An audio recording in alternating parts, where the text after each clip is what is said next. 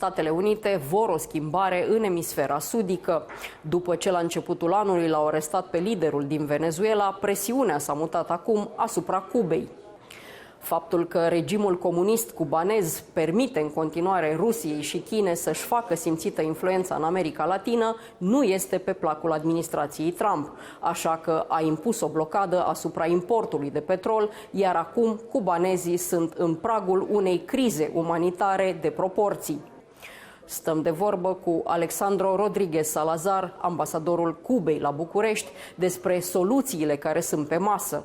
Sunt Cristina Cileacu, începe Pașaport diplomatic.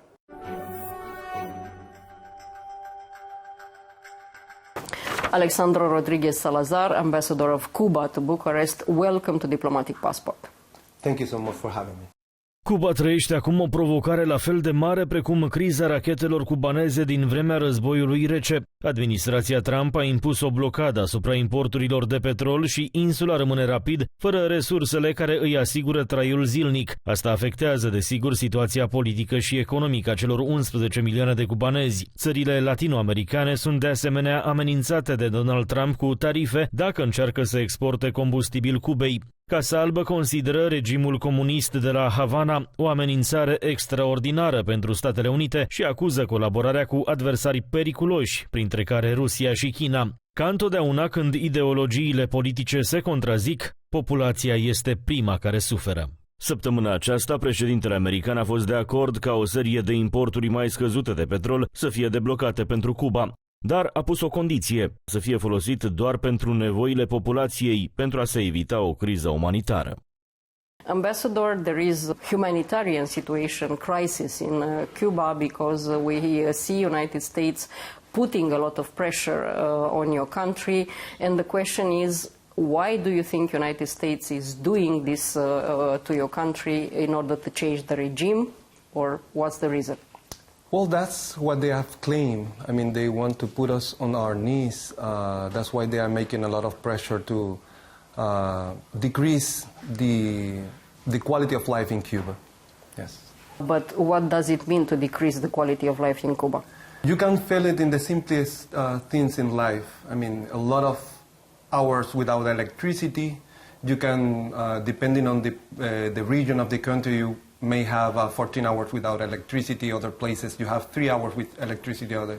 You have hospitals that needs to change surgery because they don't have oil to run the power plants. You have families in Cuba that struggle through night just to keep their food not to get spoiled. You have people waiting long times in the bus stop because the bus is not coming because of oil. So you will see it in every single aspect. You have garbage failing in some corners because we don't have the resources to actually pick them up. So that's how you feel it. There is a sort of a saying in the American politics that is like this, the way to Havana is through Caracas. We saw in the beginning of this year United States arresting the former president of Venezuela, and Venezuela is the main country that used to supply with oil Cuba. What do you think it will happen next? I mean, again, what is the reason why United States is imposing this blockade now over your country? I mean, you have raised a very important question. The way the U.S. Kidnapped Nicolás Maduro was unprecedented. Really, they are making a lot of effort to bring about this so-called regime change in Cuba that won't happen. And this is not about a political issue, it's a social, have a very deep social component, the way it is damaging our people. And why do you think this regime will not fall? Cuba has changed through the years. Cuba is not an static place, but it's a very stable one. I mean, people actually love the government, the people follow the government. For many years, the United States have claimed that Cuba is a failed state. But can you imagine a failed state that has, with the ability of accomplishing, I don't know, having more than 80 Olympic Olympic champions, of having almost 100% of his populations that knows how to read and write, having a very accessible and universal system of healthcare system, a country that was able to have their own vaccine for fighting the COVID, for example, or a country that can actually gave its doctors to other nations. That's something that we feel proud about, and that's something that the people recognize. This description is something that is actually very much related to the former communist Romania, and I can tell you, I was a small girl when the communists fell, but the life under communism was not okay. Which is the price for a country, like Cuba in this case, which is the price that is actually paid by the society? Again, you raise a very deep thoughts into this issue. I would like to go back a little bit. Many people, even in the state, they thought after the collapse of the Soviet Union, Cuba will follow, and we didn't. And we didn't because of our country agree on a certain path. And our people agree that we want this type of government to be. And what we are facing right now is a pressure of a big power who wants to change the way we see the things. Of course, in Cuba, there are things that need to be corrected, but it's going to be fashioned in our ways. Every country wants to have its own path. That's clear. It's normal. On the other hand, we look at Cuba and we see that the population there doesn't have the best of its life. The economics of your country before this pressure that the United States is now imposing, of course, you will reply to me that it's also an economical blockade, which is quite old in Cuba, determined your government not to have good results. But is it so? I understand your concern of this issue, and it's shared all over. But let me put it this way. There is a superpower that is preventing resources to go into Cuba. It's blocking oil, is blocking any commodities essentially. Of course, you will see problems there. What people see is the consequences of a policy, of a very hard policy of collective punishment. This is how we describe it. And the fact that so many Cuban people wants to leave Cuba and never to return, or maybe to return to Cuba when the country will be with a different regime. How do you explain that? There are a lot of explanation for this particular issue, especially in the last two. There are pulling factors for Cubans who wants to leave the island. If you have this perfect storm around the island, depriving the means of living in Cuba, of course that's happened in Cuba and all over the world. People like to go to other places to find a better life, a better economical life. That's the standard. And in the case of Cuba particularly, they are welcome in the state in a way that no other nation is welcome. There is a specific law made in the state that attracts Cuba to come. On one hand, when you put pressure so people do not have access to resources, that is an incentive for them to leave the island. And on the other hand, they will feel welcome in a way no other person will be in the States. So it's only Americans' fault, it's never the fault of the communist regimes of Cuba from the 60s till the present. That's the main goal, yes. They want us to change our course. Being from a communist country, there are proofs all over Eastern Europe and the former USSR that communism does not work for the people, works only for the regime. Is not the case in Cuba. You try to tell me that. That's the narrative they have been imposing. It's not the narrative, it's history. No, well, we can go back to history. If it's so, why don't let the communist die by its own? If it's that Well, it can die by its own for the simple reason they use a lot of security and it was a lot of punishment, especially in a country like Romania and in a country like Cuba. I can tell you, people that goes to Cuba find a very quiet, peaceful, embracing environment. There is not a police state. Of course, we know what is said on the media. No, I'm not saying you're a police state. I'm saying that a communist regime, when somebody says something against it, usually replies in a very harsh way. But that's not accurate in our case. But we have made it clear for us, having, taking care of the people, fighting for the right to the education, to health care, to be independent. That's what we have always fought about. But revolution is about changes. And sometimes the Western propaganda trying to diminish those changes. But again, once again, we want to do it in our own fashion, and no one has the right to punish us for doing that. The Trump administration was very clear. They want everyone in the Western Hemisphere not to work with three countries in particular, with China, with Russia, and with Iran. What do you think will be next for Cuba? First, I think everywhere in the world people are waking up, and everyone's recognized that this policy, this cruel policy of the United States against Cuba is a collective punishment and has a very social implication for our country. And this isn't right. And a lot of countries has been outspoken, and some has been, while of course they have their own priorities, but some have been supporting the Cuban people through this ordeal. So, and who are these countries? Because from my knowledge, only Mexico is helping Cuba with humanitarian...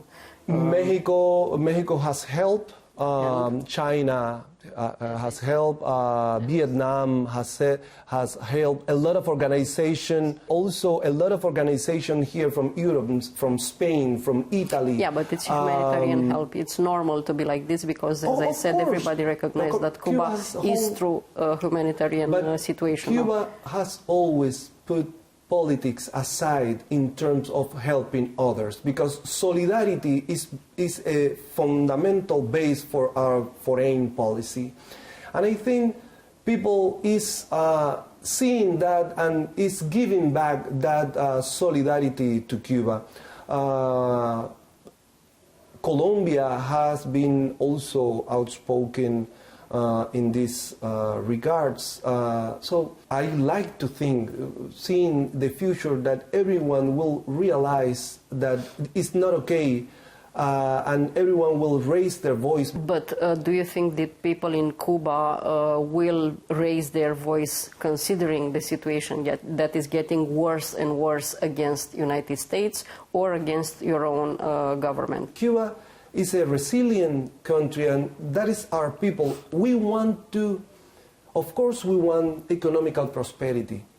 We want to be better in those sense, but we want to do it in our own way. Let us make our own mistake and let us correct those mistakes by ourselves. That's what we are. Well, United States is considering that the way Cuba reacts and the relationship of Cuba around the world, especially, as I said, with mainly three countries, China, Russia, and Iran, affects their own interest in the region. Another question is the fact that there are reports, especially in the media, saying that Raulito Castro is meeting representative from United States, being CIA or being other various officials. Do you think these reports, first of all, are based on truth, and second of all, will come up something from these reports?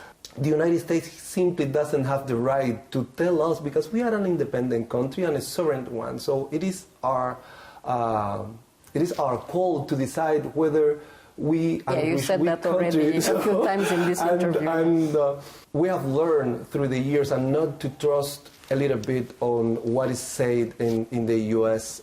media. I don't have any particular privileged information whether there has been negotiations or not.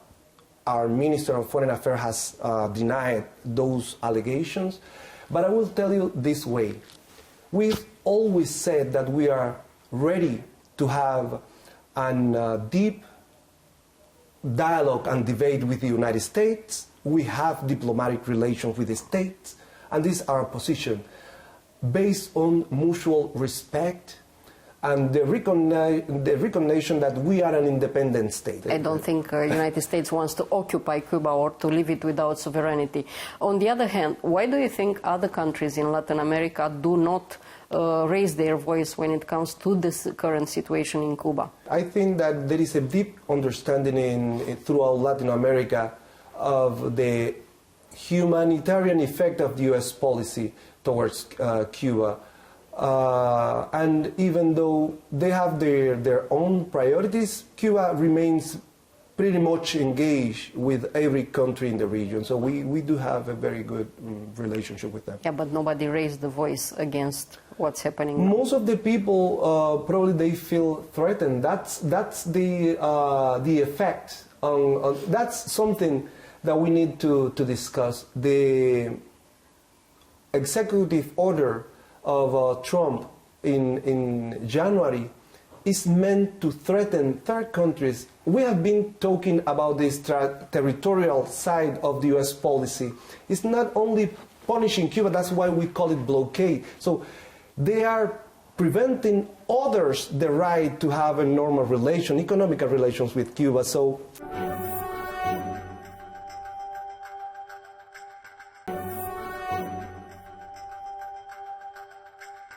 considering that as we're recording this interview, Secretary of State Rubio is traveling around a few countries in Latin America, perhaps to pursue them to work more with the United States, what do you think it would be the effect this visit will have, especially in Cuba?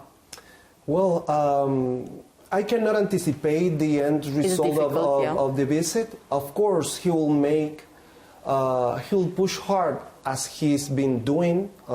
It's not recent. We saw it last year during the UN vote, the Cuban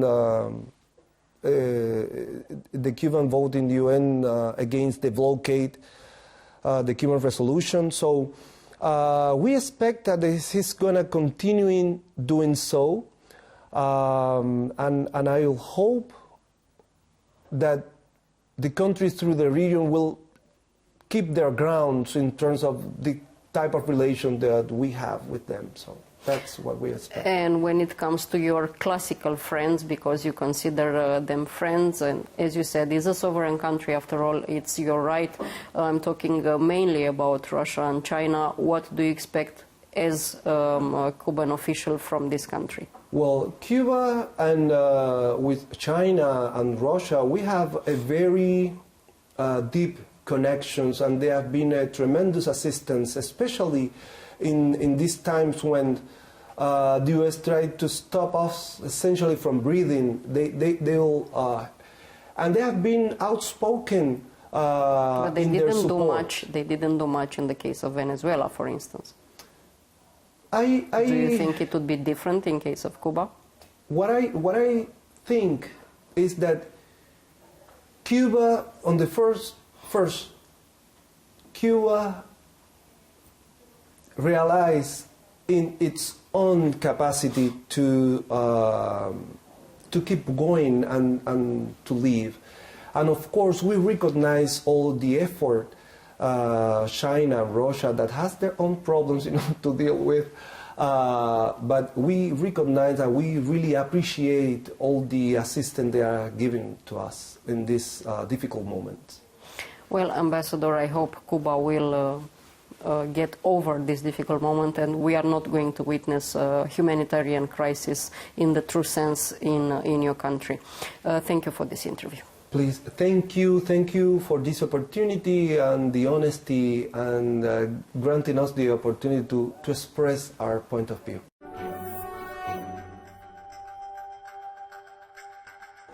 Atât pentru astăzi, dar rămânem în continuare online pe pagina de Facebook a emisiunii și pe conturile noastre de X și Instagram. Revenim cu subiecte noi din lumea diplomației și a politicii externe, vinerea viitoare de la 11:30 și în reluare sâmbătă după miezul nopții. La revedere!